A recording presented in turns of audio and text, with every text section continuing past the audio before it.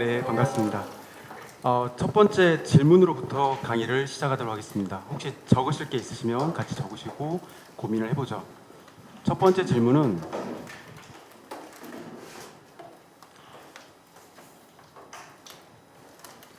침팬지는 원숭이인가? 라는 질문입니다.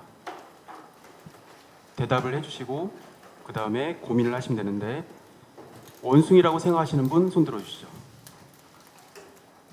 그럼 아니라고 생각하시는 분 손 들어주세요. 세모로 정답도 아니고 틀린 것도 아니어서 원숭이지만 침팬지를 유인원으로 분류하는 것이 조금 더 좋은 분류 체계입니다. 왜 그럴까요? 기존 변수는 꼬리가 있냐 없냐라는 것입니다. 그래서 꼬리가 있다 없다에 따라서 나누는 것을 yes, no 변수라고 하는데 원숭이는 꼬리가 있습니다. 유인원은 꼬리가 없죠. 데이터 분석은 알고리즘이나 시스템의 문제가 아니라 yes, no 변수의 설계와 기획으로부터 시작을 합니다. 그런 관점에서 침팬지는 같은 계열입니다. 그래서 유인원으로 분류가 되는데 여러분들 고객님께서도 어떤 yes, no 변수에 따라서 VIP 고객이 될 것인지를 분류하는 것이 좀 크게 할까요? 큰일 났네요. 지금 카메라가 찍고 있어서 제가 20년 동안 안 하던 행동을 해서 지금 막 떨리기 시작하는데 여러분들이 도와주시면 될 것 같습니다. 도와주세요. 네, 웃어주면 됩니다. 그래서 침팬지와 고릴라와 오랑우탄은 유인원으로 분류가 되는데 질문 드리겠습니다. 이렇게 하면 어떻게 분류가 될까요?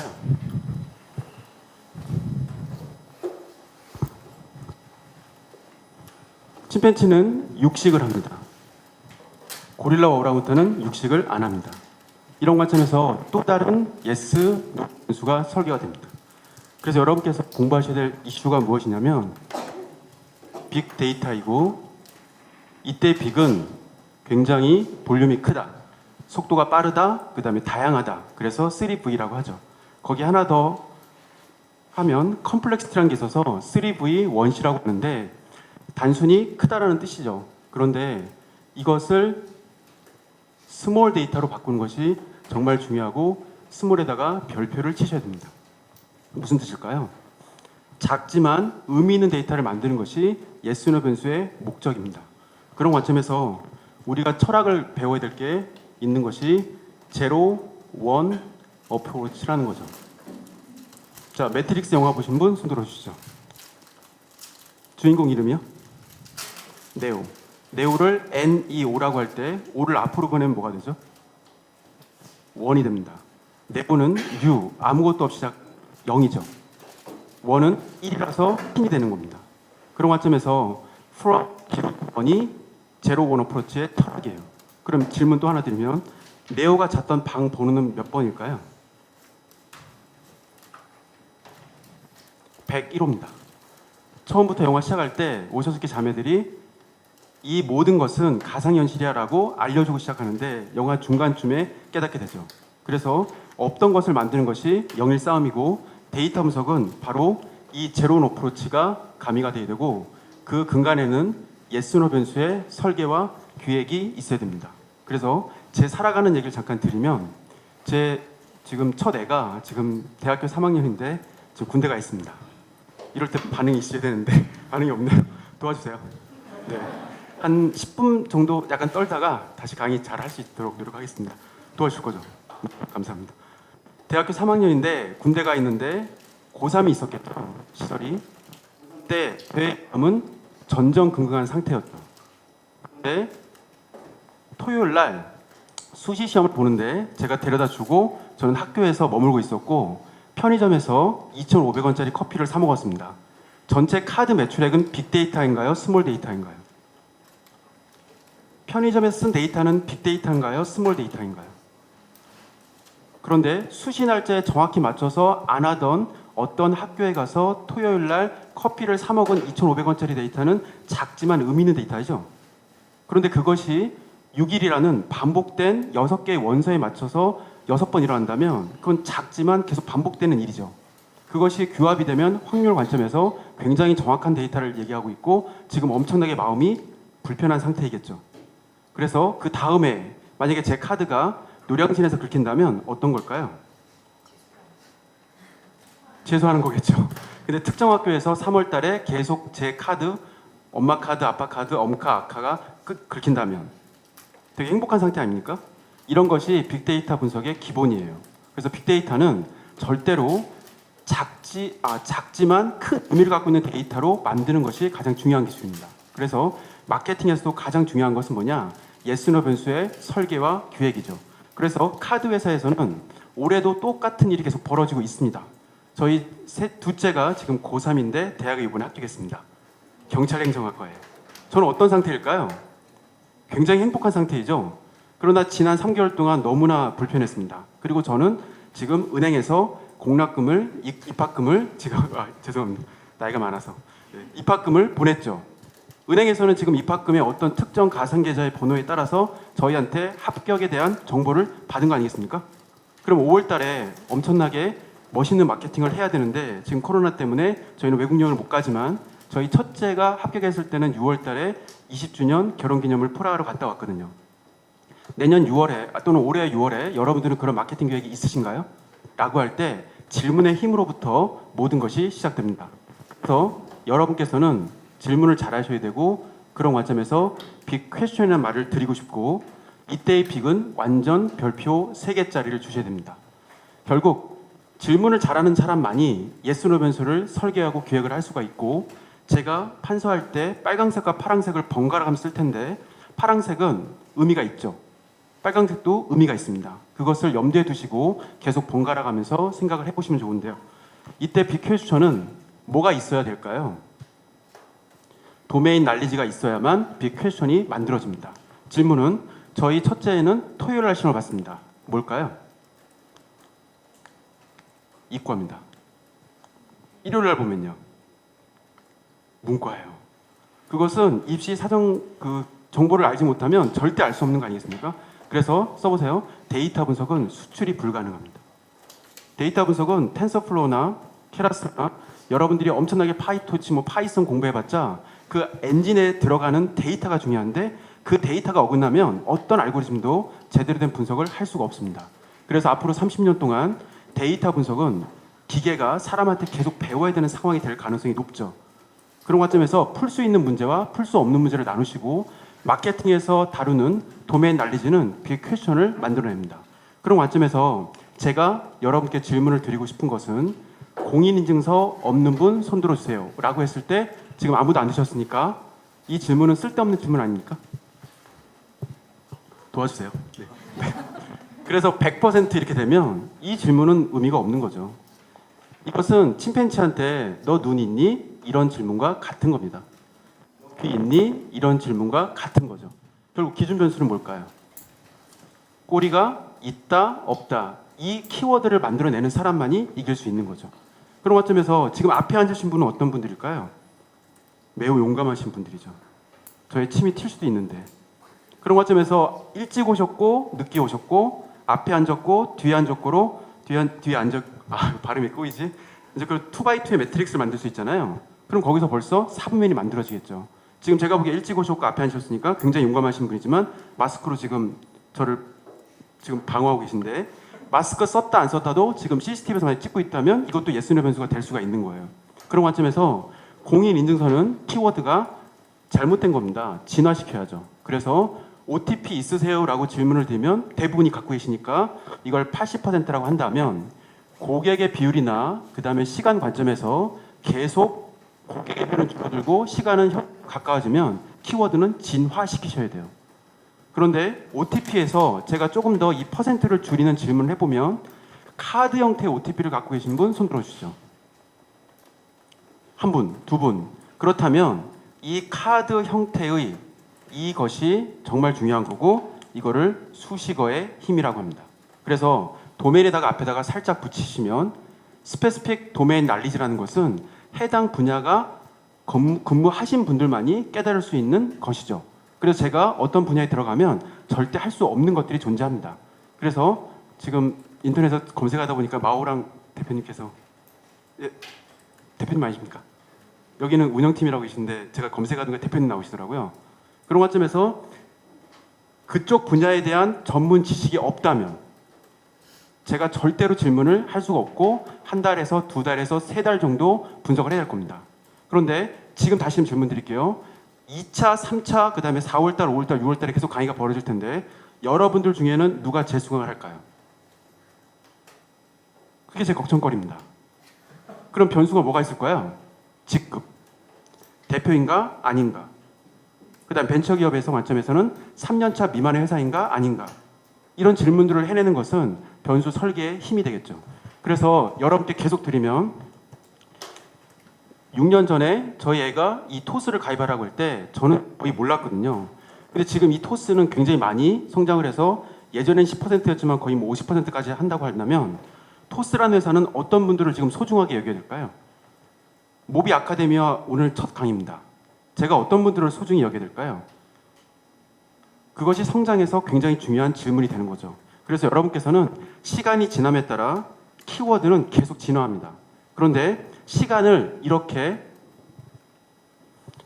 X축에 놓게 되면 어떤 제품이나 서비스가 런칭이 되는데 여기다가 하이테크라는 말을 붙이면 하이테크 프로덕트 서비스는 득보제, 득보서라고 하죠.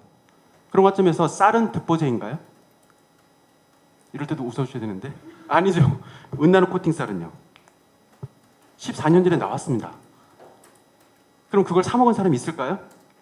어딘가에 DB가 있겠죠. 분명히 누군가는 출시했고 누군가는 사 먹었을 거고 누군가는 그걸 받아들이지 않으니까 문제가 생겼을 텐데 이 관점에서 이렇게 그림이 나올 텐데 맨 앞에 있는 분들이 이노베이터, 두 번째 얼리 어댑터, 세 번째 얼리 머처리티. 그런 관점에서 크로스 셀링을 하거나 그럴 때 캐슨 마케팅 책을 꼭 보셔야 되고 전달됩니다. 그래서 이노베이터가 가장 사랑하는 것은 뭘까요? 기술이죠. 얼리 어댑터는요? 디자인입니다. 그런 관점에서 기술 애호가 디자인 성애자가 있는데 3.5%, 12.5%가 존재하고 여기에 16%의 고객님이 존재하는데 이 순간이 초기 시장이 열리는 것이죠. 누가 이를 들어올까요? 용감한 사람일 거예요. 지금 네. 그래서 초기 시장은 결국 어떤 시장으로 넘어가겠습니까? 갑니까? 주류 시장으로. 이때 발생하는 것이 바로 캐즘이라는 거예요. 근데 캐즘은 대단절을 의미해서 넘어설 수 없는 강을 의미합니다. 왜 그럴까요? 초기 다수자들은 어떤 문제를 갖고 있냐면 실용성을 강조하는 분들이거든요. 그래서 세 가지의 마케팅 목적, 경제, 기능, 심리가 있으면 이 가운데에 중심에 있어야 돼요. 너무 비싸도 안 되고 다른 사람한테 너무 자랑하려고 사는 것도 아니고 그런 관점에서 여기에 마음이 있는 분들이 34%인데 시장은 결국 어떻게 나눠지게 되냐면 이렇게 초기 시장과 주류 시장으로 나뉘게 됩니다. 그러면 퍼짐 현상이란 어디서 나타날까요? 이 앞에 있는 분들이 받아들이지 않으면 절대 이쪽으로 전파가 되지 않겠죠. 그런 점에서 CM, 크리티컬 매스, 임계 질량이라는 것이 존재하는데 그 임계 질량이 뻥 터지기 위해서는 뒷사람을 먼저 공략해야 될까요? 앞사람을 공략해야 될까요? 당연히 앞사람이고 이분들이 사랑하는 단어로 모든 것을 말씀을 하셔야 돼요. 그런 관점에서 관점이 존재할 텐데 이노베이터, 얼리 어댑터 이렇게 존재한다면 이 분들을 리스트를 갖고 있는 회사들이 성공할 가능성이 높고 여기다가 우리의 메시지를 전달해서 그분들이 알아서 퍼짐 현상이 벌어져야겠죠. 그런 관점에서 세상의 모든 사람들은 숙주라고 할 수 있습니다. 리처드 도킨스의 이기적 유전자라는 책을 읽으시면 밈이라는 게 나오는데 밈은 MEM이라고 해서 진, GENE의 반대말이에요. 진은 유전적 코드이죠. 밈은 정의적 바이러스예요. 그래서 숙주는 세 종류가 존재하는데 컨덕터, 단순히 연결이 많은 사람, 세일스맨, 누구한테 뭔가 알려주고 싶은 사람, 메이븐, 완전한 전문가가 있죠. 메이븐이 인정을 해줘야 돼요. 그리고 세일스맨이 그것을 받아들여야 돼요. 그리고 세일스맨이 커넥터한테 연결시켜준 경우가 대확산의 경로가 생겨요. 지금 신천지 때문에 문제가 생기고 있는데 가급적 얘기 안 하려고 했지만 그런 숙주가 확 퍼뜨리는 순간 바이러스 입장에서 볼 때는 성공적인 거죠. 우리 입장에서 볼 때는 실패지만 그래서 결국 기업에서는 벡터의 선택이 중요합니다. 그렇다면 어떤 분들이 이걸 받아들일 가능성이 높은지를 리스트업을 갖고 있는 회사만이 빅 디퓨전, 대확산을 시키겠죠. 그래서 여러분들께 추천드리고 싶은 책이 하나 있는데 기억 전달자라고 상도 받으셨고 고등학교 필독서입니다. 인류 문명이라는 것은 선배들의 기억을 전달받은 과정인 겁니다. 그런 관점에서 여러분들께서는 어떤 기억을 갖고 계신가요? 용감하신 분들이에요? 아니면 남들이 다 위험성을 받아들이고 나서 내가 받아들입니까? 라고 할 때 리스크라는 단어가 존재하고 이 앞쪽은 리스크를 좋아합니다. 근데 이쪽에서는 리스크가 없어야 받아들이겠죠. 그런 관점에서 저는 고객 성향의 문제가 존재하고요. 고객 성향의 앞서가 있는 사람들의 리스트업을 할 수 있는 것이 정말 중요한 기술입니다. 오동통면 드셨던 분 손 들어주시죠. 오동통면이 뭔지 오늘 처음 아시는 분 손 들어주세요. 편의점엔 안 팔아요. 이마트엔 팔아요. 너구리의 짝퉁입니다. 저희 집에 오동통면 있습니다. 근데 제가 그걸 끓여 먹을 때마다 애들은 울어요. 너구리 있어달라고. 지금 손 드신 분이 뒤에 계신데 대단히 용감하신 분들이고 이마트에서는 지난 20년 동안 라면 출시할 때마다 그런 일들은 계속 벌어졌겠죠. 오뚜기에서 새로 출시한 진짬뽕이 있는데 굉장히 맛있습니다. 그런 관점에서 화사가 선전하니까 저도 먹었는데 그걸 첫 번째 출시하자마자 받아들인 사람은 라면 업계의 이노베이터예요. 앞으로도 그런 일이 계속 벌어질 텐데 백색 카레 라면 나왔을 때도 선택하셨습니까? 계속 그런 일은 벌어져요. 그래서 사람은 기억이 안 바뀝니다. 저희 집에 닥스훈트를 키우는데 처음에 막 바닥을 긁더라고요. 호랑이 울음소리를 들려줬더니 탁 멈추던데요. 무서워서. 그건 학습입니까? 코딩돼서 나온 겁니까? 마케팅에서는 여러분들 머릿속에 여러분들의 선배의 코딩된 기억들이 발현된다고 생각하셔야 돼요. 그런 관점에서 베어 그릴스 좋아하시는 분 손 들어주시죠. 얼마나 용감합니까? 이마트에 가면 베어 그릴스 툴킷을 팔아요. 생존에 필요한 툴킷이죠. 보통 다른 것보다 한 5만 원 더 비쌉니다. 저 집에 있습니다. 라고 할 때 이마트에 엄청나게 많은 제품들이 존재하는데 그 모든 제품에 대해서 선택을 하는 것이 바로 여러분들의 고객 성향이고 그것들이 발현되는 것이 빅데이터이고 그것을 질문을 하셔야 돼요. 그런 관점에서 바나나와 인간은 몇 퍼센트가 게놈 지도가 중복일까요? 60%입니다. 초파리하고요? 95%입니다. 지금부터 화를 내셔야 되는데 화를 안 내시는데 침팬치하고 98.5%입니다. 그런 관점에서 침팬치와 이 뒤쪽은 사실 비교할 정도도 아닌데 인간하고 비교해보면 얼마밖에 차이가 안 나냐면 1.5%포인트밖에 차이가 안 나요. 그럼 나머지는 뭘까요? 나머지를 뭐라고 하냐? 리던던시라고 해요. 리던던시란 중복을 의미합니다. 침팬치와 인간이 만들어지는데 게놈 지도가 ATC가 쓰여서 아데닌, 티민, 구아닌, 시토신이 무한 꼬임을 하게 되면 그 중에 필요 없는 것이 리던던시로 벗어나고 사람과 침팬치를 구별할 수 있는 건 코드가 1.5%포인트밖에 안 난다고요. 그럼 질문, 남자는 리던던시예요. 제가 49살인데 나이는 리던던시라고요. 제 직업은 리던던시라고요. 그럼 중요한 정보는 뭘까요? 오동통면 출시될 때 먹었는가? 베어 그릴스 툴킷 나왔을 때 그것을 첫 번째로 산 한국 사람인가? 그런 것이 바로 예스노 변수의 설계와 기획입니다. 그런 관점에서 일반 인트로덕션은 여기까지 하시고 지금부터 이제 파워포인트로 제가 강의했던 것들을 설명을 드릴 건데 같이 고민을 해보죠. 혹시 오늘 이베이 코리아 오셨습니까? 아까 명단 보니까 있어서 이베이 코리아의 컨설팅 사례였고 지금부터 설명을 드리면 고객님께서 네이버에 접속을 하고 있습니다. 쇼핑을 즐기고 있는데 검색 분야는 DSLR이에요. 검색어는 EOS 650D입니다.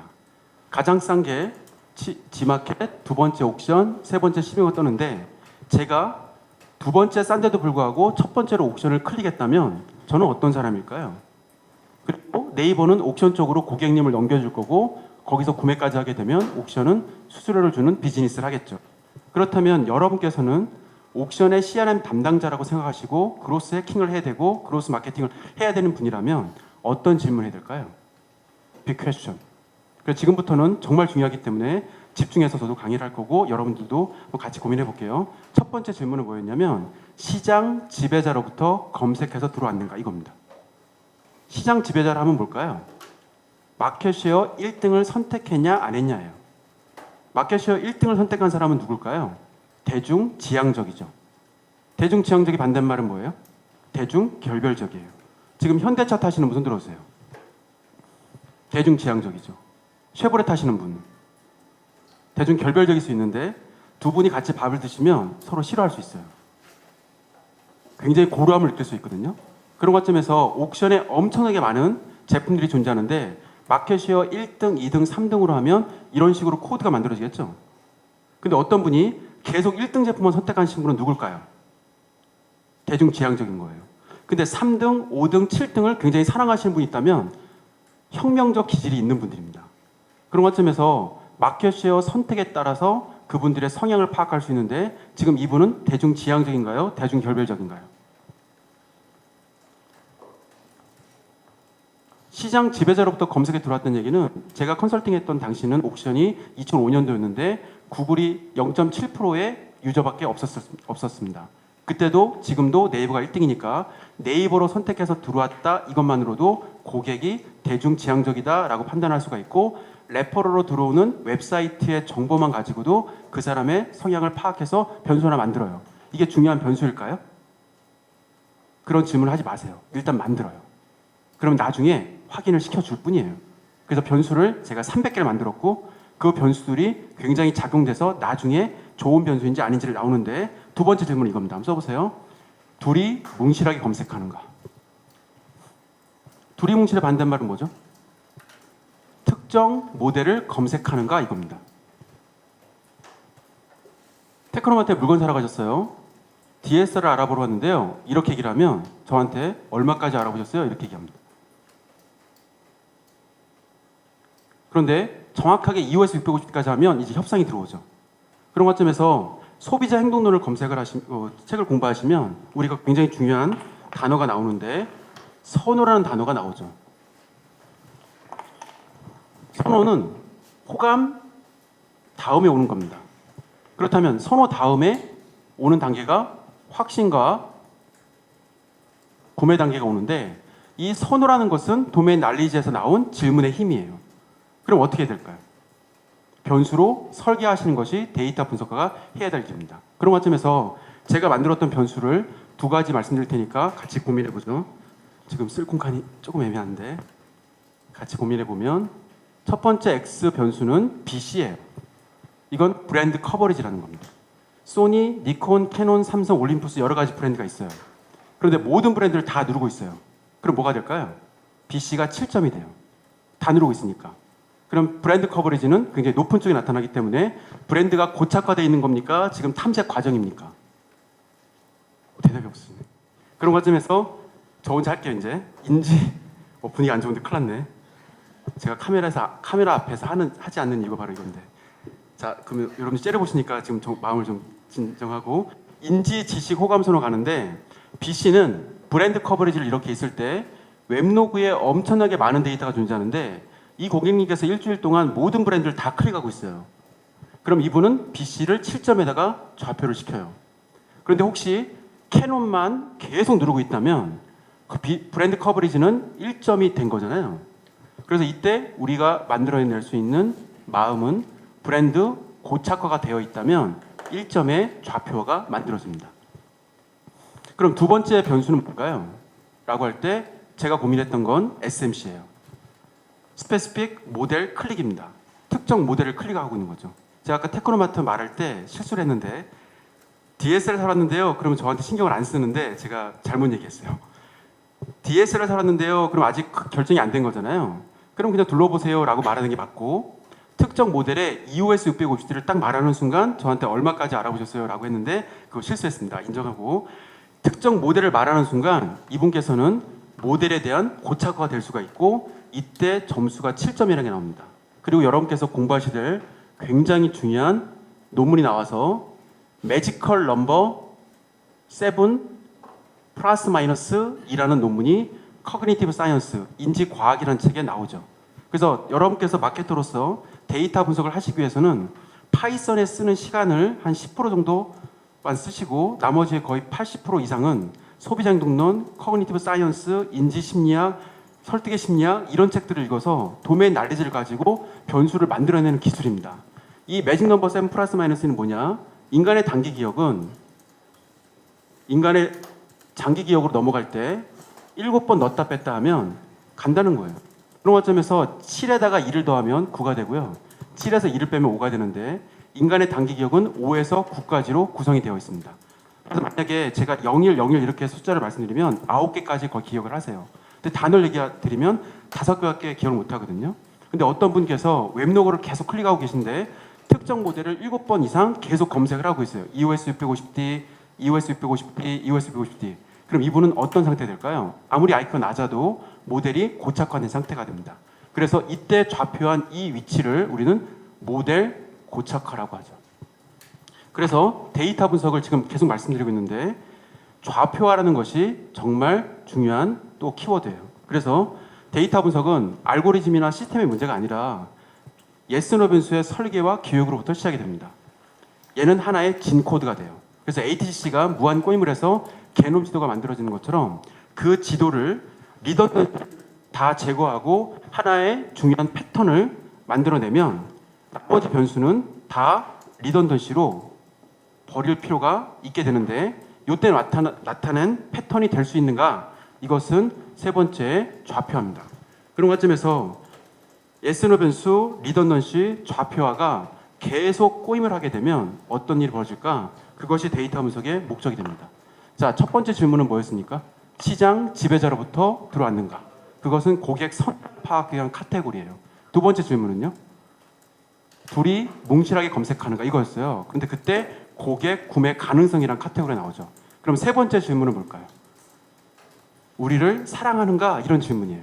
그런 관점에서 고객의 충성도를 측정하는 질문들을 해내야 되고 우리가 계속 데이터 분석을 해보면 DB를 분석을 해야 됩니다. 그래서 전체 거래액 데이터 중에서 1년 정도의 기간을 가지고 매출액을 구하면 이것이 크면 좋아하는 거고 이것이 굉장히 작으면 또는 0이면 우리를 좋아하지 않는 거죠. 기하 관점에서 점이란 정의가 뭘까요? 더 이상 분해낼 수 없는 것을 점이라고 해요. 그럼 마케팅에서 데이터 분석을 실수하는 이유는 뭘까요? 매출액 데이터를 하나의 점으로 표현하기 때문에 그렇습니다. 그걸 분리하면 뭐가 나올까요? 월 커버리지, SSFW 커버리지, 엄청나게 많은 성수기, 비수기 커버리지, 그 다음에 하이엔드 제품부터 낮은 제품까지 모든 걸 커버했는지, 제품이 초기에 들어왔을 때, 론칭됐을 때 샀는지, 이런 질문들이 다 그 점을 분해내거든요. 그래서 마이크로와 매크로를 넘나들면서 데이터 분석을 하기 위해서는 이 변수를 분석을 해야 됩니다. 그러다 보면 고객 라이프 스타일과 고객 라이프 스테이지까지 분석을 할 수 있어서 5가지 다시 정리해 드릴게요. 고객의 성향, 고객의 구매 가능성, 고객의 충성도, 고객의 라이프 스타일, 고객의 라이프 스테이지 이렇게 5개 큰 분야를 가지고 질문을 계속 해놓으시면 돼요. 그런데 이런 식으로 변수를 만들 때 좌표라는 것은 왜 어려울까요?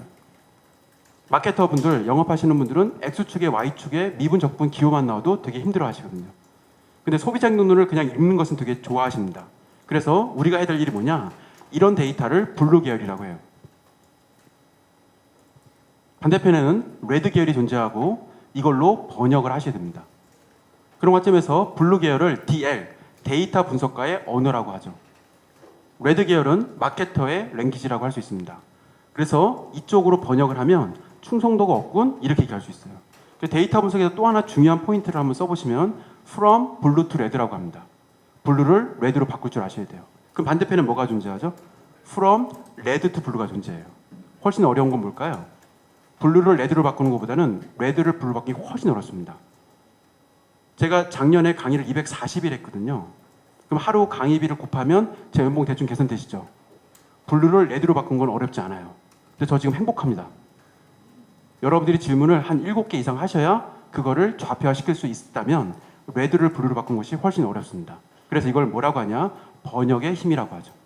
한강의 채식주의자 기억나세요? 멘붕 거 상탄 거? 번역가를 못 구했다면 그저 그런 소설로 남았을 가능성이 매우 높습니다. 기생충 때문에 우리들 다 국뽕 계속 맡고 있는데 번역의 힘이 없었다면 과연 모든 것에서 성공할 수 있을까요? 라고 할 때 데이터 분석은 번역의 힘이에요. 결국 블루와 레드를 왔다 갔다 하는 번역가의 힘이 데이터 분석가인 겁니다. 그런 관점에서 여러분들이 앞으로 성공적인 데이터 분석가가 되고 싶다면, 특히 마케팅 분야에 성공하고 싶다면 블루와 레드를 동시에 보셔야 되고, 하나 더 해드리면 웹로그를 검색을 해서 3일 정도의 로그인 데이터를 구해요. 그런데 이분께서 계속 LLL 로그인의 패턴이 나왔어요. 그럼 이분 관점에서는 이 데이터를 우리는 블루라고 할 때 DL 데이터 분석가의 랭귀지죠. 그럼 어떻게 바꿔야 될까요? 이거를 번역하셔야 돼요. 그래서 지름신이 강림했군 또는 정말 사고 싶군 이렇게 번역하시면 제대로 된 데이터 분석이 되죠.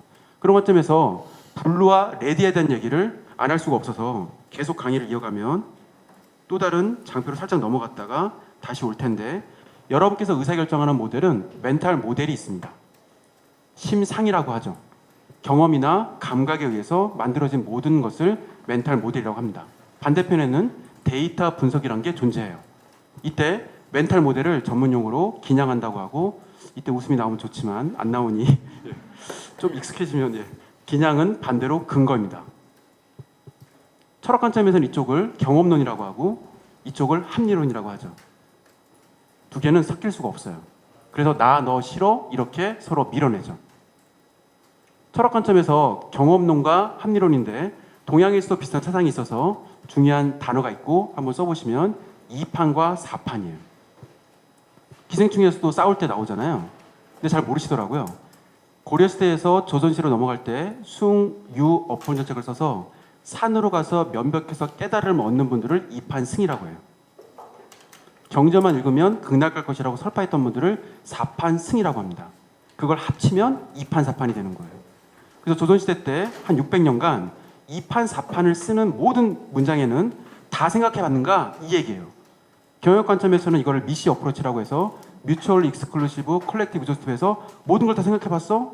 다 괜찮아? 이렇게 얘기하는데 2판 승이 추구하는 건 뭘까요? 매직이라고 합니다. 4판 승이 추구하는 건 로직이에요. 결국 뭐와 뭐의 싸움이에요? 매직과 로직의 싸움이에요. 제가 지금 무슨 손을 들었죠? 지금 대답하시는 그 상황에서 몇 번째 유론이 반짝거려서 지금 오른쪽이라 하셨나요? 네, 그 매직스러운 대답은 어떤 로직의 근거에서 지금 얘기를 하셨나요? 라고 할 때 매직과 로직은 이런 식으로 계속 싸워요. 매직스럽게 했는데 그걸 로직을 대라고 하니 힘들지 않을까요? 그래서 Trading from Your Gut이라는 책이 있는데 금융회사에서는 굉장히 중요한 책이에요. 겉이 뭘까요? 직관 또는 직감 이렇게 얘기합니다. 그럼 직감적으로 아는 것은 직관이 바탕이 돼야 돼요. 그게 같은 얘기예요. 그럼 매직이 뭐죠? 직감이에요. 로직은요? 직관력이에요.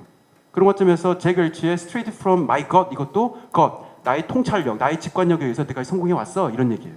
Trading from your gut에 나오는 사례를 설명드릴 테니 같이 고민해 볼게요. F1 대회, 포뮬러 1, 속도가 300km짜리 엄청나게 빠르고 있어요. 어떤 분이 1등으로 들어오는 경험이 지난 10년 동안 엄청나게 많은 드라이버가 지금 결승전을 통과하려고 준비하고 있는데 아직 세 바퀴가 남겨 있어요. 그런데 들어오는 순간에 관중석에서 시커먼 분위기가 느껴져서 바로 브레이크를 걸고 뒷차에다가 슬로우 다운 시켰습니다. 어떤 매직이 일어난 걸까요? 어떤 로직에 근거해서? 지금부터 혼자 고민해도 괜찮고요. 잠깐 옆에 분이랑 대화하셔도 되는데 잠깐 고민해보죠. 왜 멈췄을까요? 분위기 안 좋은데? 큰일 났네. 네. 대답을 해드릴게요. 엄청나게 빠른 속도로 들어오는데 관중석이 시커멓게 보였다는 이유는 관중이 어딜 보고 있는 거죠? 그거예요. 앞을 보고 있죠? 어떤 장면이요? 사고가 난 장면이요. 그러면 저의 뭐가 보일까? 여러분들이 보시다 보면 뒤통수가 보이겠죠? 그럼 평소에는 어떤 것이 많이 보였을까요? 사람 얼굴색이 많이 보였을 텐데 인종차별 발언일 수 있는데 가나에서는 시커멓게 비슷하게 보이겠지만 유럽에서는 얼굴색이 하얀색이라면 약간 허연색이 보이는 게 맞잖아요. 그러면 내가 많이 보던 색깔은 화이트죠. 1등으로 들어오는 경험이 많은 사람이 지금 1등으로 들어오고 있을 때 볼 수 있는 색깔은 뭐예요? 화이트죠. 근데 지금 뭐가 보이고 있다고요? 블랙이 보였으니까 이걸 블랙스완이라고 해요. 블랙스완은 저쪽에서는 노말인데 우리 입장에서 볼 때는 에브노말인 것. 다시요. 에브노말을 생각하고 있는데 저쪽 동네에서는 충분히 노말일 수 있는 상태를 블랙스완이라고 해요. 다시 한번. 제가 1등으로 들어오고 있는 조건부 확률에서는 하얀색을 볼 확률이 많은데 지금 앞에 사고가 났으니까 굉장히 많은 분들이 그 사고를 걱정해서 그대로 차가 들어오면 부닥칠 수 있기 때문에 이 1등을 걱정하는 사람은 이쪽을 보고 있겠죠. 소수일까요? 다수일까요? 엄청 극소수 아닐까요? 그런데 그분이 들어오는 순간에 봤던 게 검은색이니까 직감적으로 사고가 났다는 걸 알아서 그냥 브레이크를 걸었어요. 이때 발생된 게 바로 직관력입니다. 얼마까지 알아보셨어요? 이런 매직이 일어나려면 지난 10년 동안 알바 경험이 있어야 돼요. 오늘 출근한 사람이 갑자기 얼마까지 알고 있어요? 이렇게 하려면 매뉴얼에 있어야 되는 겁니다. 그럼 질문은 이거예요. 여러분들 회사가 6개월밖에 안 됐는데 만약에 매직스러운 이런 대사들이 모든 CTI에서 콜센터에서 바로바로 나온다면 그것이 바로 지금 로직에 근거한 매직이 되는 겁니다. 그런 관점에서 두 가지의 매트릭스가 나오는데 앞으로 하셔야 될 일이 뭐냐? 이렇게 X축과 Y축을 고민하시고 로직과 매직을 쓰시고 로직과 매직을 써보시면 두 개가 이렇게 분류가 되겠죠. 우리의 목적은 뭡니까? 매직이에요. 그런데 뭐가 근간이 돼야 되죠? 로직입니다. 결국 답은 어디 있을까요? 여기에요. 정확히 쓰면 매직 베이스드 온 로직이에요. 이때 로직이 되는 것이 바로 빅데이터이고 그것이 바로 머신러닝이고 그런 모든 것을 통해서 매직스러운 직감적으로 바로 일어나야 돼요. 그럼 다시 한번 무슨 소리를 들었죠?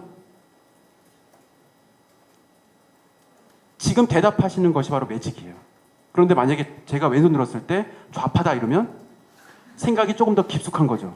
제가 만약에 오른손 들었을 때 멋진 손 이러면 생각이 더 들어가는 거죠. 그럴 때 여러분들의 모든 회사에서 시스템이 이것이 바로바로 나타난다면 대단한 일이 벌어진 겁니다. 제가 2000년도, 99년도에 에이스소프트의 경영기획 팀장으로 입사를 했습니다. 29살에 입사해서 스카우트해서 되게 기분 좋았고 2년 반 근무하고 2002년도에 창업해서 지금까지 강의 컨설팅 솔루션 만들고 있는데 그때 제가 했던 행동이 회사를 나올 때 결정했던 게 동전 던지기였거든요. 동전이 탁 올라가는데 앞면이 나오면 회사를 나갈 거예요. 뒷면이 나오면 회사를 다닐 겁니다. 근데 그 순간에서 뒷면이 나왔어요. 그럼 어떻게 되죠? 회사를 다녀야 되죠. 근데 그 순간적으로 한 번 더 던지면 안 될까? 이 생각이 들어서 나왔어요. 저는 뭐 한 겁니까? 직감적으로 결정을 한 거예요. 그 말이 뭐냐? 6개월 동안 친구들이랑 술 먹으면서 나가야 되는 이유에 대해서 토론했겠죠? 그건 로직이에요. 일기장에 6개월 동안 엄청나게 글을 쓰면서 나가야 되는 이유, 나가면 안 되는 이유를 썼겠죠? 그건 뭐예요? 로직이에요. 그러나 자아가 순간적으로 한 번 더 던지면 안 될까? 이런 생각이 들면 나가면 되는 거예요. 여러분들의 마케팅 의사결정이란 바로 이거예요. 제가 중간에 또 이혼할 뻔한 일이 있었는데 안면이 탁 나왔어요. 이혼해야 되는데 안면이 나오는데 한 번 더 던지면 안 될까? 이런 생각이 들면 이혼하면 안 되는 거잖아요. 그래서 이혼 안 했어요. 라고 할 때 의사결정은 뭐예요? yes, no 두 개밖에 없습니다. 그러나 밑단에서는 어떻게 일어나요? 로직이 엄청 많이 일어나죠. 그래서 롯데카드에서 어떻게 했냐? 변수를 300개를 만들었습니다. 고객 성향지수, 엔겔지수, 여행지수, 한량지수, 평일 낮 이용지수 엄청나게 많은 지수를 만들었는데 그것이 다 뭐예요? 로직이에요. 근데 이분이 VIP 진입 가능성이 높다 낮다는 뭐예요? 매직이죠. 그것이 바로 매직 베이스드 온 로직이 되고 이제 파워포인트로 다시 넘어오면 여러분께서 이 두 개를 동시에 잘하기가 어려운 이유는 우리의 뇌는 이쪽이 매직이고 이쪽이 로직인데 두 개의 모든 의사결정을 동시에 처리하지 못함에 있습니다. 그래서 좌뇌는 논리지향적 기능을 담당해요. 우뇌는 예술지향적 기능을 담당합니다. 이 두 개의 뇌에 통섭의 뇌가 있는데 가운데 있는 뇌가 바로 뇌량이라고 합니다. 그래서 뇌량은 천재들의 뇌라고 불리는데 통섭의 뇌예요. 즉 좌뇌, 우뇌 고속도로 역할을 하고 여러분께서 영화 보셔야 될 게 리미트리스, 루시, 그다음 베르나르 베르베르의 뇌라는 소설책도 읽으시면 되고 앞으로 무슨 시대가 열릴까요? 뇌과학의 시대가 가장 각광을 받을 거예요. 그쪽 공부를 제일 많이 하셔야 돼요. 그래서 저희는 제가 셋째 딸까지 있는데 3명 다 뇌과학 책을 무조건 사줬어요. 공부를 해야 된다고. 그것이 아직 미답지이기 때문에 그쪽 공부를 계속 하셔야 되고 뇌과학 관점에서 이 뇌량은 엄청나게 좌뇌, 우뇌 코드를 해석해냅니다. 여러분께서 이 여자분이 어느 쪽으로 돌고 있습니까? 시계, 반시계. 시계 방향으로 돌리신 분 손 들어주시죠. 한 번 더 해드릴게요. 드신 분 중에 두 번째도 시계 손 들어주세요. 자, 2번 연속 드신 분 중에 세 번째도 시계로 보이시는 분 손 들어주세요. 예술지향적. 데이터 분석가로서 조금 부족한. 미적분 얘기하면 굉장히 짜증나는. 수도구 풀 때 확 집어 던지는. 그럼 반대로 반시계로 3번 연속 손 들어주세요. 파이썬 공부해도 되는. 수학 공부를 해도 되는. 그런 관점에서 여러분들의 적성이 반대편에 어떤 게 있으면 그걸 보완하는 것보다는 자기가 잘하는 걸 먼저 하고 남의 거는 조금만 공부하고 다른 통섭에 다른 분들과 같이 일하면 좋습니다. 라고 하는데 아쉬우면 다 하셔도 좋아요. 근데 왜 안 될까요? 이 여자분이 왔다 갔다 하시는 분 계십니까? 천재이거나 산만하거나. 천재인 거는 증명이 금방 돼요. 한번 해볼게요. 같이 손을 들어주시죠. 오른손은 때리시고 왼손은 쓰다듬으시면 돼요. 동시에 해보시죠. 하시다가 반대로. 하시다가 반대로. 이게 잘 안 될 수도 있습니다. 괴로워하지 마시고 머리가 너무 좋아서 안 될 수도 있어요. 자, 손가락 이렇게 마주 하시고 오른손은 앞으로 오늘 돌리시고 왼손은 뒤로 오늘 돌리시는데 원이 찌그러지지 않고 가급적 반대 방향으로 천천히 돌리시다가 이걸 반대 방향으로 또 돌려보시면 내가 방해를 할 가능성이 매우 높아집니다. 자, 지금 엄청나게 잘 되시는 분 한번 손 들어주시죠. 3단계가 기다리고 있습니다. 3단계는 삼각형과 직선입니다. 뇌가 방해를 해요. 좌뇌가 오른쪽 눈이 이게 우뇌잖아요. 제가 우뇌. 그러면 왼쪽 눈이 보고 이 모든 시각 정보를 이쪽으로 처리를 하거든요. 상호 교차지배하니까 이렇게 될 때 서로 뇌가 간섭을 시켜요. 자, 또 해볼게요. 네 번째 같이 해보시죠. 묵, 지, 빠. 이거 안 되시면 알츠하이머병 걸린 거예요. 그래서 알츠하이머병은 뇌 메모리가 3개 이하로 떨어지면 치매예요. 그래서 어린아이의 뇌는 통뇌라서 메모리가 하나부터 시작하거든요. 그래서 2개, 3개, 4개 가는데 3살짜리 애한테 왼쪽 신발과 오른쪽 신발 구별하라면 구별 못합니다. 좌뇌 우뇌가 분리가 안 돼서 그래요. 그런데 좌방구 우방구가 이렇게 안으로 들어가면서 뇌량이 이제 발전하면서 그 다음 메모리가 올라가면서 쇼텀 메모리가 롱텀 메모리로 발전되는 거거든요. 그런 관점에서 지금 여러분께서 묵지빠 하시는데 오른손은 계속 묵지빠 하시고 오른손 이기시면 됩니다. 같이 해볼게요. 묵, 지, 빠. 묵, 지, 빠. 묵, 지, 빠. 이게 자연스럽게 되셔야 돼요. 자, 이것만 할 수 없으니 5단계. 사각형과 삼각형. 동시에 보시죠. 동시에. 예. 빨리. 예. 아유, 왜 또 사진을 좀. 큰일 났네. 아, 이렇게 되면 제가 못하거든요. 제가 여담인데 20년 동안 강의하면서 동영상 촬영 허락을 지금 처음 했습니다. SK텔레콤에서 제가 T클래스에서 강의평가 1등 먹었거든요. 20년 동안. 여기 SK플레이 계시신가 아실 거예요. 근데 동영상 촬영한다는 그 말 듣고 제가 강의를 그 다음 거 안 한다고. 그래서 그 다음부터는 이제 스트리밍을 했는데 제가 지금 알러지가 있는 것 같아요. 그래서 지금 다시 한번 진짜 잘할 자신 있는데 삼각형과 사각형을 왼손과 오른손을 바꿔서 해보세요. 어렵습니다. 이게 굉장히 어려운 일인데 여러분께서 생각의 탄생이라는 책을 공부하실 필요가 있고 거기에 천재들의 노트가 있는데 그 노트에 쓰인 모든 것들을 보시면 굉장히 많은 수학적 기호와 굉장히 많은 그림들이 같이 가요. 2개는 블루와 레드에 대한 얘기입니다. 그런 관점에서 우리가 공부해야 될 정말 중요한 그림이 있고 한번 써보시면 라파엘로의 아테네 학당이 있죠. 플라톤은 어떤 옷을 입고 있습니까? 빨강색 옷을 입고 있어요. 무슨 계열이에요? 레드 계열이에요. 매직이에요. 멘탈 모델을 강조해죠. 그래서 철학이 나온 겁니다. 그 반대편에 누가 있습니까? 아리스토텔레스이고 색깔이 파랑색이에요. 그 파랑색 옷 입으신 분이 가르치는 손가락은 밑이고 플라톤은 위를 가르쳐요. 그래서 플라톤은 철학과 신과 이데아를 얘기하고 있고 아리스토텔레스는 책을 두껍게 두 분 다 들고 계시지만 이때 들고 있는 게 그라운드라고 해서 법전, 근거, 땅 뭐 이런 것거든요. 그래서 여기로부터 과학이 시작됐습니다. 2개 합치면 뭘까요? 과학 철학이죠. 그럼 질문 드릴게요. 과학 철학이 맞을까요? 다시 죄송해요. 지금 또 머릿속에 잘못됐어요. 과학 철학이 맞을까요? 과학 철학이 맞을까요? 과학 철학하면 안 되는 거죠. 왜요? 뗄라 뗄 수 없는 관계인데 두 분이 분파를 이루는 순간 소크라테스는 눈물을 흘렸을 겁니다. 그러면 안 되는 거예요. 그래서 중세 역사에 암흑기가 시작된 거고 그걸 합친 게 뭐예요? 르네상스죠. 르네상스 시대에 레오나르도 다빈치는 수학도 잘했고 그림도 그리고 2개는 뗄라 뗄 수 없는 거니까 같이 갈 필요가 있거든요. 그래서 여러분께서는 해석되는 코드가 2가지가 있는데 시멘트 코드와 디지털 코드가 시멘트 코드는 언어적 코드, 의미적 코드라고 하고 디지털 코드는 0과 1의 코드를 의미합니다. 2개는 뗄래야 뗄 수 없어요. 그래서 우리가 공부해야 될 굉장히 중요한 코드 2개를 분석해 보면 디지털 코드를 이쪽으로 보낼 때 시멘트 코드로 변환이 못 되면 생각이 멈췄다고 하죠. 누가 여기에 해당할까요? 자폐아. 디지털 코드를 먼저 봐요. 그래서 혹시 박정민 나오는 영화 그것만인데 세상? 이병헌이 형으로 나오고 같이 오락할 때 막 엄청나게 잘하고 모든 게 코드화가 되고 피아노 엄청 잘 치고 피아노 잘 치고 게임 잘하는 건 다 무슨 코드예요? 디지털 코드예요. 근데 너 누구니? 그러면 말을 어버버하고 엄마 없이는 길을 못 찾고 사람들하고 대화 못하고 시멘트 코드가 부족한 겁니다. 근데 디지털 코드가 엄청나게 많이 쌓이는 분들을 우리는 서번트 신드롬이라고 해서 석학증후군이라고 하는데 모든 것이 다 기억이 돼요. 그걸 HSAM, 해썸이라고 하는데 모든 게 다 기억되면 자살의 충동을 느낄 정도로 뇌가 괴롭습니다. 인간다움이란 뭘까요? 잊어버릴 수 있는 기억이에요. 그래서 조금 전에 제가 굉장히 많은 말 실수를 많이 했거든요. 그거 계속 놔두고 있으면 지금 강의 못 하거든요. 근데 생각 기억나네요. 잊어버려야 돼요.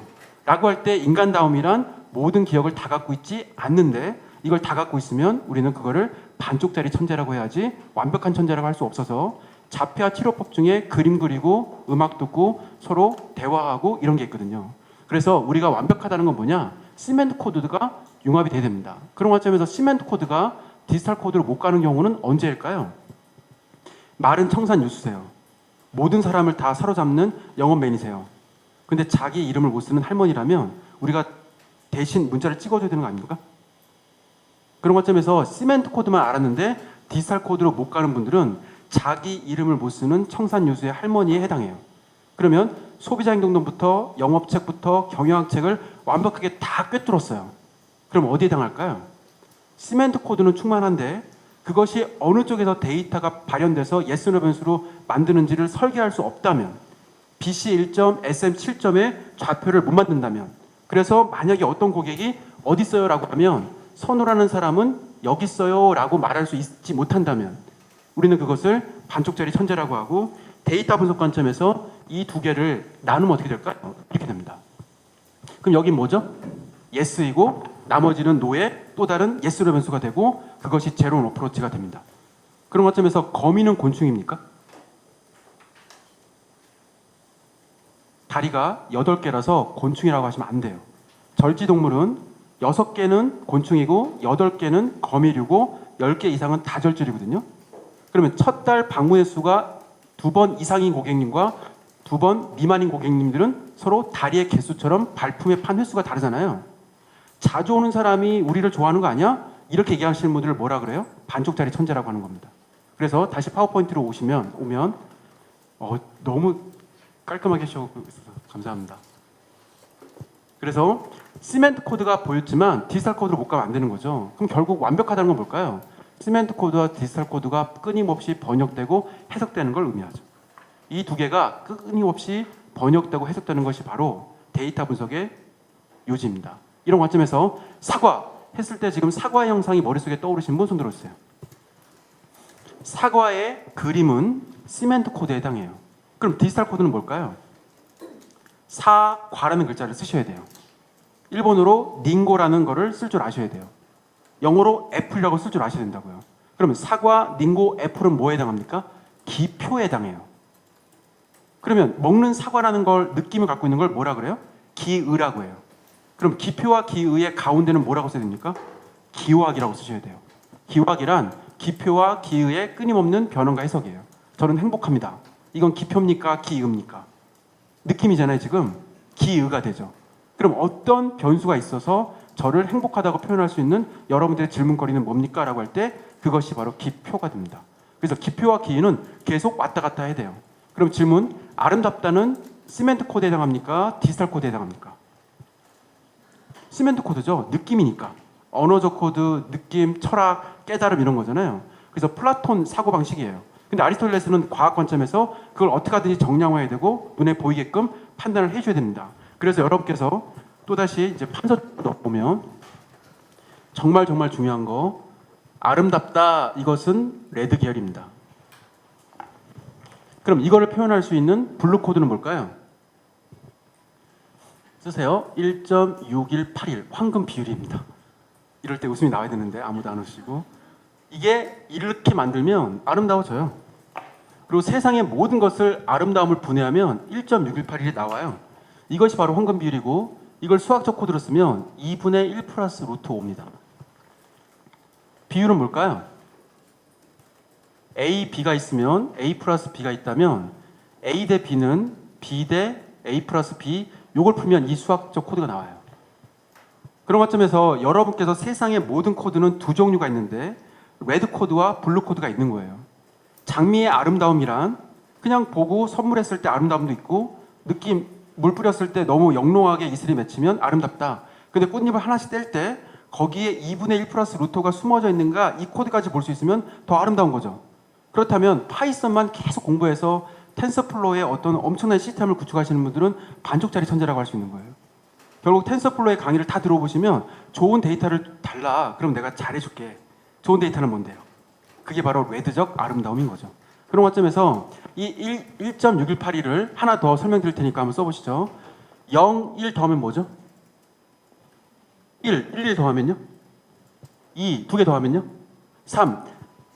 앞에 두 개를 더해서 계속 나가면 5, 8, 13, 21 나가게 되는데 이때 5와 8을 나누면 8분의 13과 같고요.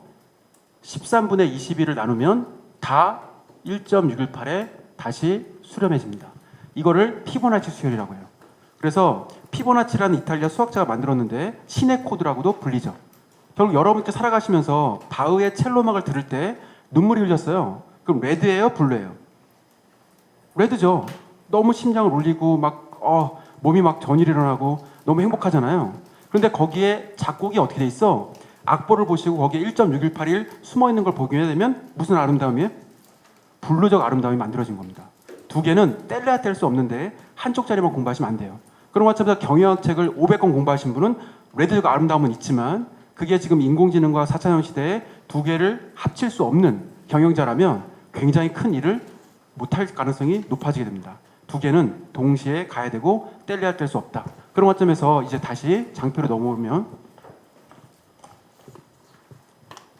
시멘트 코드와 디지털 코드는 이런 식으로 연결된다는 건 이해되셨고 앞으로도 굉장히 많은 강의 사례를 이 두 개의 활용으로 넘어갈 겁니다. 그렇다면 여러분께서 그 다음 공부하셔야 될 주제가 뭐냐면 맨러닝과 머신러닝이죠.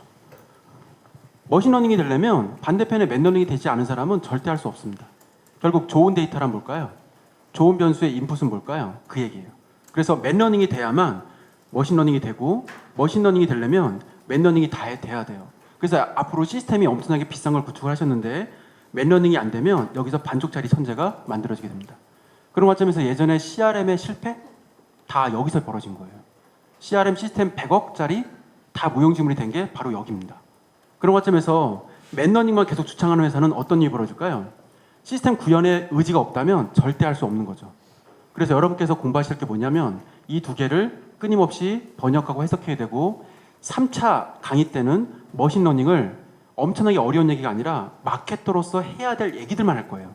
그러니까 2시간 동안 그 사례와 여러분께서 푸셔야 되는 문제만 집중할 거고 굉장히 장황하게 설명을 하지 않고 핵심적인 마케터로서 가야 되고 그 얘기를 하기 위해서 제가 2001년도에 만들어낸 개념인데 저는 지금 이걸 주장하고 있지 않지만 그로스 해킹의 모든 책에서 제 거를 그대로 따서 도형을 썼더라고요. 거기는 어떻게 돼 있냐? 개발이 데이터 분석이 위에가 있고 마케터가 이쪽에 있고 이렇게 있더라고요. 근데 그냥 웃어주시면 됩니다. 제가 원조예요. 그리고 2000년도 이거 성공하고 나서 이베이의 그 매기통 회장이 한국으로 오셔서 그 회사 시스템이 성공하고 나서 저희 시스템 SQL 모든 것이 미국으로 넘어갔고 제 장표가 다크로 넘어갔거든요. 그래서 그때 발표를 못했는데 그게 퍼졌고 태국산명에서 제가 이걸 발표했는데 그때 왔던 컨퍼런스 사람들이 그걸 다 장표를 다 가져갔고 그 다음부터 데이터 사이언스라는 개념도 거의 여기서 비슷하게 제가 만든 건 아니에요. 저는 그런 얘기 안 했어요. 마케터와 데이터 분석가와 DB 엔지니어 교집합이라고 해서 마케터는 도메인 날리지가 강하고 비즈니스 이슈를 기획할 줄 아는 사람이어야 돼요. 그러면 그 당시는 머신러닝이라는 말을 거의 안 썼는데 데이터 마이닝은 대용량 데이터베이스에 머신러닝을 적용시킨 걸 다 데이터 마이닝을 불렸으니까 머신러닝이 들어가 있다면 데이터 마이닝과 통계를 할 줄 알아야 되고 DB 엔지니어 관점에서 DB ETT와 DB 모델링을 할 수 있는 가운데 있는 사람을 마케팅 엔지니어라고 했고 저는 마케팅 엔지니어 코리아 회사를 2001년도에 창업을 해서 2002년도부터 이제 활동을 해온 거죠. 그래서 제 회사 명도 마케팅은 레드 계열이에요. 엔지니어는 블루 계열이에요. 근데 우리나라 사람이 이걸 만들면 우리나라 분들은 인정하지 않거든요. 그래서 지금까지 그냥 유야무야 됐고 제가 오늘 책을 하나 가져왔는데 여러분들한테 증거를 자료를 찾기 위해서 이게 2005년도에 CRM의 대가인 박찬욱 교수님이 쓰신 책이고 그분이 여기다가 이제 감사하다고 이렇게 사인도 했는데 여기에 보시면 마케팅 엔지니어에 대한 소개가 나옵니다. 그리고 2002년도에 글을 쓴 게 마케팅 엔지니어 시대가 도래한다라고 글을 쓴 게 있고 이 얘기예요. 그래서 이거를 너무 자랑하면 너무 여러분께 이것만 하세요라는 얘기 아니라 어쨌든 뭐가 됩니까? 레드와 블루와 거기 하나 더 그린까지 통섭을 시키셔야 돼요. 시스템에 대한 해박한 이해가 없으면 절대로 마케터로서 성공할 수가 없게 됩니다. 그런 관점에서 제가 주창했던 게 뭐냐면 이건 뭐 나중에 장표 필요하시면 드릴 테니까 박지성 같은 거죠. 손흥민 같은 거예요. 중간에서 계속 움직이게 되고 여기서 모든 사람하고 대화하려면 레드와 블루의 통섭이 돼서 아름다움과 1.6182를 같이 보려면 수학책도 끊임없이 보셔야 되고 소비자 행동론 같은 뇌과학책도 끊임없이 보셔서 두 개를 계속 좌표를 만들어낼 수 있는 사람이 됩니다. 그러다 보면 굉장히 많은 마케팅적 이슈와 굉장히 많은 데이터 분석을 두 개를 서로 연결시킬 수 있어야 되고 제 초창기 때 마케팅 엔진 양성 과정에서는 이거를 다 설명을 하고 있고 그때 4가지의 주제가 있었고 이 얘기는 조금 이따가 다시 말씀드리겠습니다. 지금으로부터 10분만 쉬었다가 레드와 블루의 통섭의 사례들을 계속 말씀드릴 거고 40분에 뵙도록 하겠습니다. 잠깐 쉬었다 가시죠.